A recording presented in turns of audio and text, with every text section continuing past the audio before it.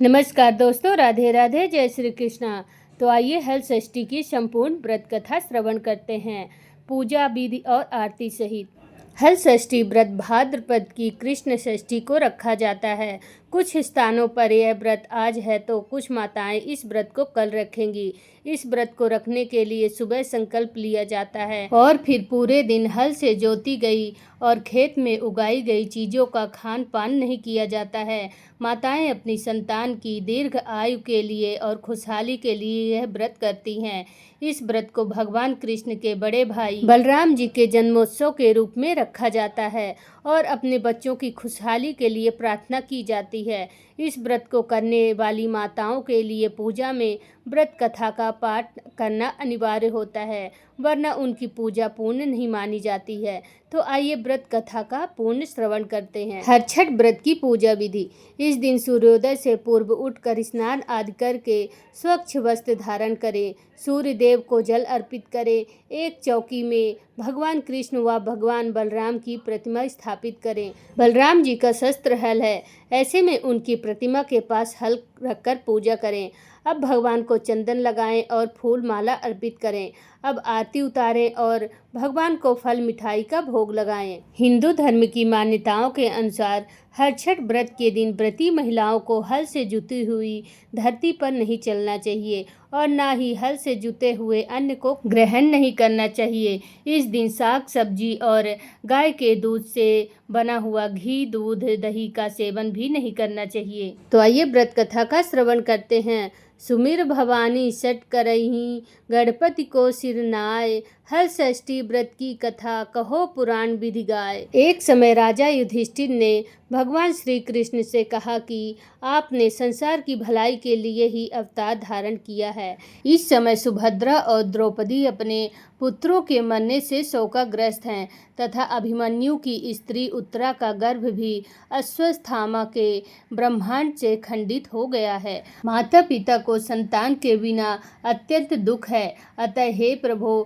आप कोई ऐसा व्रत बताइए अथवा उपाय बताइए जिससे कि माता पिता संतान के शोक से दुखी ना हो और उत्तम दीर्घ तथा स्वस्थ संतान उत्पन्न हो। ये सुनकर भगवान कहने लगे, हे राजन, मैं तुमको एक ऐसे व्रत के बारे में बताता हूँ जिसको नियम पूर्वक करने से खंडित गर्भ भी जीवन पा सकता है तथा संतान दुखी नहीं हो सकती है। राजा युधिष्ठिर के पूछने पर भगवान श्री कृष्ण ने कहा, प्राचीन काल में सुभद्र नाम का एक प्रसिद्ध राजा था। उसकी रानी का नाम स्वर्णा था। उनके एक हस्ती नाम का प्रतापी पुत्र था जिसने अपने नाम से हस्तिनापुरी बसाई। राजपुत्र एक दिन धात्री के साथ गंगा जी में स्नान करने गया और गंगा जल में जल क्रीड़ा करने लगा। इतने में ही एक ग्राह उसे जल में खींच ले गया। धात्री ने यह घटना जानकर रानी को बताई। यह सुनकर रानी स्वर्णा बहुत दुखी हुई और क्रोध में उसने धात्री के पुत्र को धधकती हुई अग्नि में डाल दिया। तदंतर राजा और रानी अपने अपने प्राण त्यागने को तैयार हो गए। उस धात्री की माँ भी अपने पुत्र शोक में किसी निर्जन वन में चली गई। वह धात्री वहाँ एक सुनसान मंदिर में शिवजी, पार्वती तथा गणेश जी की पूजा करने लगी। प्रतिदिन पूजा व ध्यान करके वह तृण धान्य से तथा महुआ खाया करती थी। भगवान बोले, हे राजा युधिष्ठिर, इस प्रकार व्रत करते हुए उनके प्रताप से भाद्रपद मास की कृष्ण पक्ष की षष्ठी के दिन नगर में एक अद्भुत दर्शन हुआ कि एकाएक धात्री का पुत्र अग्नि से जीवित निकल आया। राजा रानी ने भी उस धात्री के पुत्र को अग्नि में से निकलते हुए देखा, जिससे उनको बड़ा आश्चर्य हुआ। उन्होंने पंडितों से उसके जीवित बचे रहने का कारण पूछा।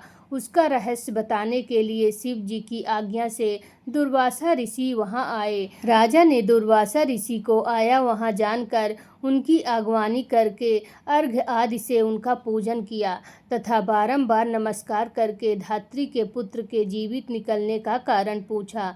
दुर्वासा ऋषि ने कहा, हे राजन, उस धात्री के वन में जाकर नियम पूर्वक अति शक्ति भाव से और भक्ति भाव से भगवान शिव जी का स्वामी कार्तिकेय पार्वती एवं गणेश जी का ध्यान, पूजन, स्मरण इत्यादि श्रद्धा सहित तथा नियम पूर्वक व्रत किया है। यह उस व्रत का ही प्रभाव है जिसके कारण धात्री का पुत्र जीवित ही मिल गया है। अतः आप भी वहां जाकर यह धार्मिक कर्म करें। राजा और रानी ने दुर्वासा ऋषि को विदा कर दिया। इसके उपरांत वे दोनों धात्री के पुत्र को साथ लेकर उस धात्री को भगवान शिव का कुश पलासा के नीचे अति श्रद्धा के साथ पूजन अर्चना करते हुए देखा। राजा ने धात्री को उसके पुत्र से मिला दिया। धात्री ने राजा को इस उत्तम व्रत के महात्म को सविस्तार पूर्वक बता दिया। उसने कहा, हे राजन, जिस दिन आपके भय से त्रस्त मैं यहाँ आई, मैंने केवल वायु को ही भोजन करते हुए भगवान शिव, कार्तिकेय, पार्वती जी एवं गणेश जी की पूजन की है। एक दिन रात्रि के समय स्वप्न में भगवान शिव जी ने मुझे दर्शन दिया और कहा, तेरा पुत्र जीवित हो गया है, क्योंकि तूने हमारा व्रत एवं पूजन बड़ी श्रद्धा तथा भक्ति से किया है। यदि तुम्हारी रानी भी उसी व्रत को विधि पूर्वक करे तो उसका पुत्र भी आपको जीवित मिल जाएगा तथा और भी बहुत से पुत्र उत्पन्न होंगे। भगवान श्री कृष्ण ने राजा युधिष्ठिर से कहा, हे राजन, भादों के महीने में कृष्ण पक्ष की षष्ठी को यह उत्तम व्रत करना चाहिए।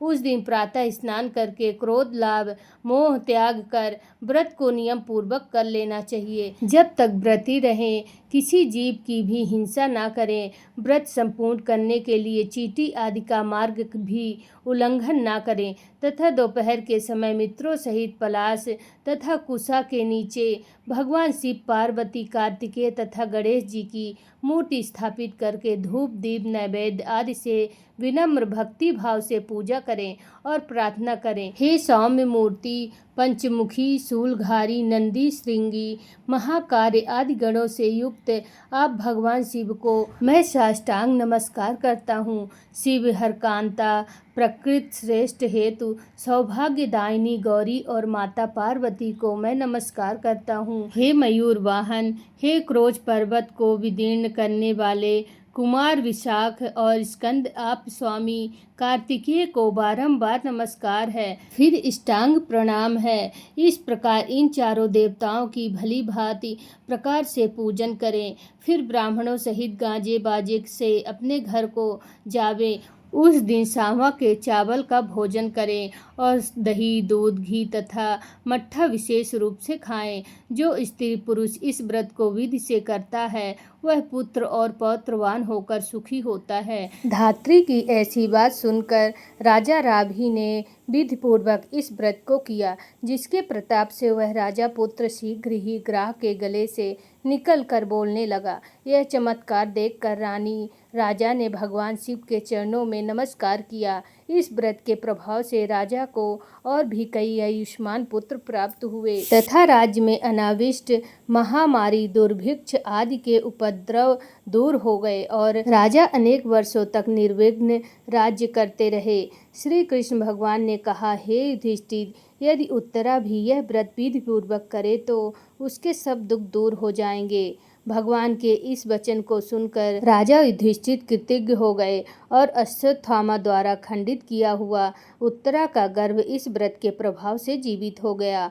इस व्रत के करने से वंश स्थिर होता है। इस प्रसंग को भगवान श्री कृष्ण ने राजा युधिष्ठिर से कहा तथा दुर्वासा ऋषि ने राजा सुभद्र से कहा, हे राजन, इस व्रत को करने के उपरांत फिर इसको शास्त्रों के अनुसार रीति रिवाज से उद्यापन करें। उद्यापन में स्वर्ण महिषी को गौ और वस्त्र ब्राह्मणों को दान में दें। सोने अथवा चांदी की मूर्ति बनाकर वेद पाठी ब्राह्मणों सहित उनका पूजन करें। दुर्वासा ऋषि ने कहा, हे राजन, विद्वान धर्मनिष्ठित राजा युधिष्ठिर ने भी इस व्रत को उत्तरा से करवाया था, जिसके प्रभाव से उसका अश्वत्थामा द्वारा खंडित किया हुआ गर्भ उदर में हिलने डुलने लगा तथा गर्भ राजा परीक्षित के रूप में प्रकट हुआ। जो कोई मनुष्य यह उत्तम व्रत को करता है उसके सब कार्य सिद्ध होते हैं। पुत्र पौत्र आदि की कामना करने वाले व्यक्ति को पुत्र पौत्र प्राप्त होते हैं तथा शिवलोक में उनकी पूजा होती है। बोलो छठी मैया की जय हो, बलराम की जय हो, शिव गणेश परिवार की जय हो।